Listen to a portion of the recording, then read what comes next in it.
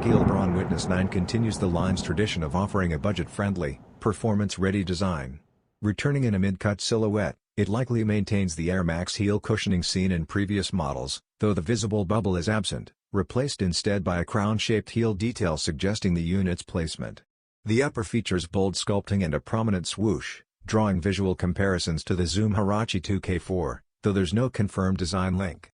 Pricing details have yet to be officially announced, but expectations place the adult version around the LeBron Witness 8's $110 MSRP.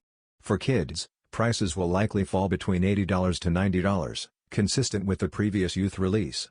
Overall, the LeBron Witness 9 keeps its focus on accessible performance and visual impact, aiming to satisfy players looking for solid on-court value without the premium price tag of signature LeBron models like the mainline LeBron 21 or the Nike Zoom series.